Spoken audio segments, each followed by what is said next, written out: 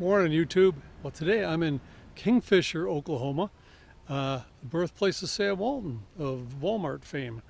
Anyway, I'm going to visit the Chisholm Trail Museum, and we'll see if we can find some truth behind all the things we sort of learned watching John Wayne westerns. Let's go inside, take a look. All right, so the Chisholm Trail is 800 miles long, and it was really only in existence for 20 years. But why would anyone want to drive cattle 800 miles up to the Abilene, which is where the railhead or rail access was for shipping back east? Because in Texas, you could buy a cow for $2 to $4, but you could sell it to the eastern markets for $40 to $90. So well worth the trip. Passing through what was then Indian Territory, which is now Oklahoma.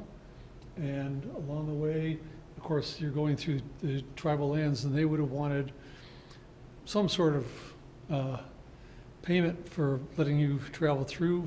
Sometimes they'd pay with just some cows. So it's well worth it to travel up through here, and let's see what we can find.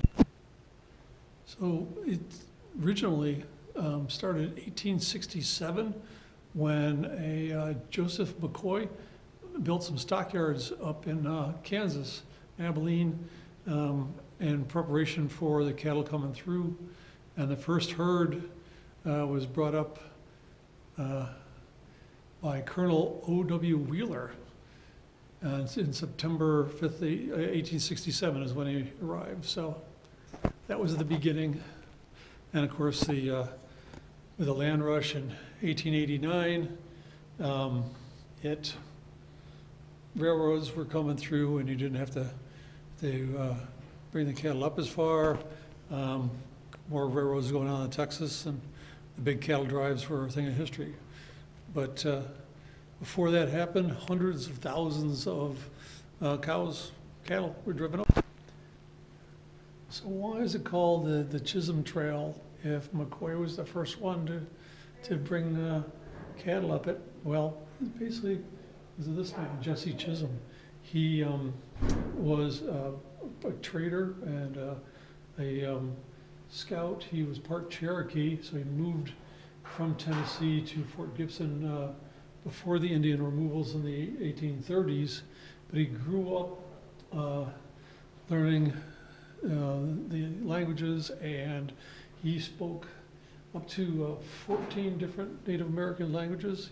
As a trader, that came in handy. He used them as an interpreter and a guide through the area, and when they first started bringing the cattle up through here, because he'd traveled up and down through here so much, they started calling it Chisholm's Trail, and the newspapers picked up on it and called it the Chisholm Trail. So it comes from Jesse Chisholm's name. So there's quite the display of hundreds of different kinds of barbed wire.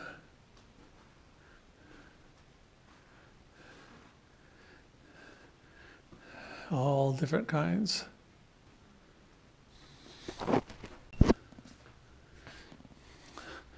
So the west wing here is more barbed wire, but it's all farm implements and the different kinds of plows they would have needed out here. All kinds of interesting stuff. This thing back here is hay binder. I actually, when I bought my little farm, used to have one of those. It was not nearly in that good a shape. Mine was missing a whole lot of stuff, including the paddles. And stepping outside here at the museum, they have what they're calling the Pioneer Museum, or Pioneer exhibit, whatever. A couple of houses and some of the town buildings. Now take a look inside. Let's check out this one. Nice log cabin.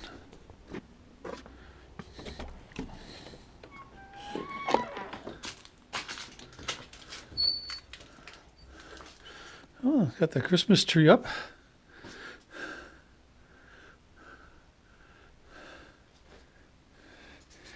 Dirt floor, and I mean, this is what it was like back in the day. And this tiny little cabin is the Dalton cabin, and it was the home of Adeline Dalton, and where she lived the last 16 years of her life. And she, the Daltons came here in 1890, and she had 13 children, and all of which were law-abiding except for 4.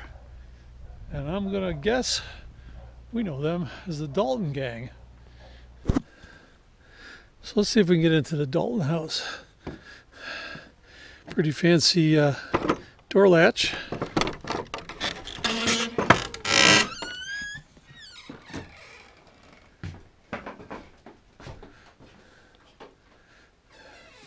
And this would have been Adeline's house for 16 years. And pretty basic. I mean, one room. Got your iron bed and sewing machine and rocking chair and rag rug here on the floor. You take his room into strips and then sew them together. You braid them together and then sew them together to make a big rug. And this would have been her heat. That little stove, but I tell you from past experience, I've been in cabins in Letchworth State Park that had stoves just like that. And they'll heat this right up. And there's enough room on top, you know, for cooking for one person. I can't imagine cooking for many. But actually not a bad little place if you plug a few holes here and there. So nice jail cell.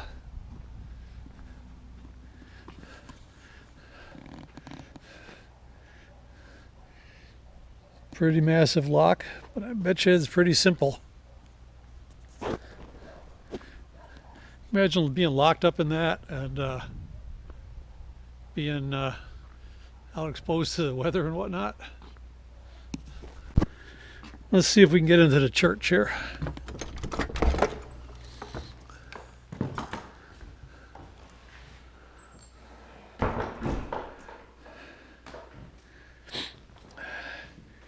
Pretty comfy with the cushions on the seats.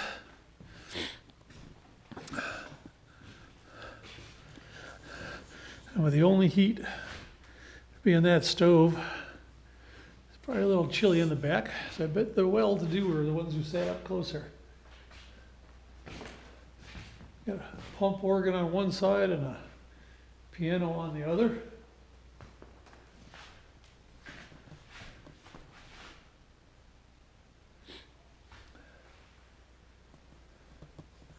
Nice little country church. Next door to the church is the Gant School District, number 61. Let's check out school.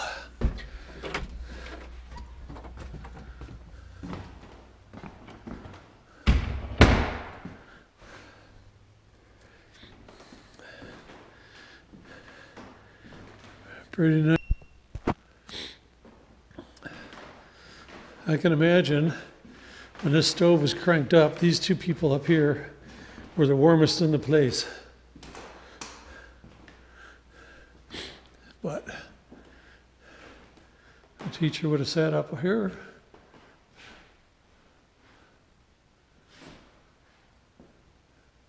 Plenty of chalkboard space, and I'm guessing this curtain would be used for various plays put on by the children.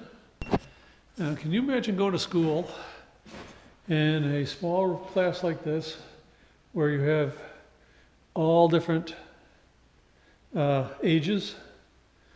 And my guess would be that because as you go through, year after year, as you're working on yours, you're still hearing the lessons for the younger children, and it would have reinforced that knowledge. Well, let's see if the bank is open.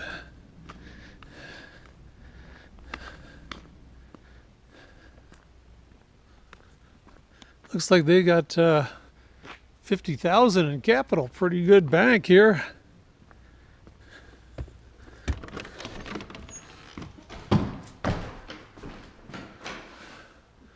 And this was the bank at Kingfisher.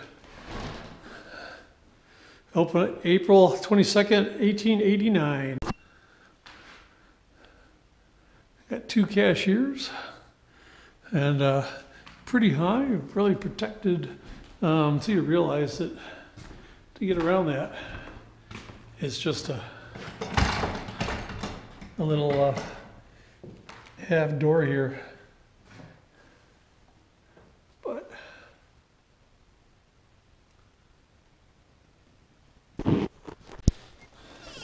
on the way that latch works, I like the spindle just to raise and lower that, and it would have latched over that. Of course, if you wanted to lock the door, lock yourself in, you just pull the rope in. No rope, the door's not opening. Well, this is the end of my visit here to the Chisholm Trail Museum. It's not huge, but it is very informative. It's like $5 for an adult, $4 for a senior, so I got to save $1. But interesting little place, and there's more here than I didn't share with you. I just shared the basics, but out here I'm gonna look around before I head out at some of the other farm equipment that's outside. So, all right, I'll see you later, YouTube. I'm gonna get back on the road in a minute and see where it takes me.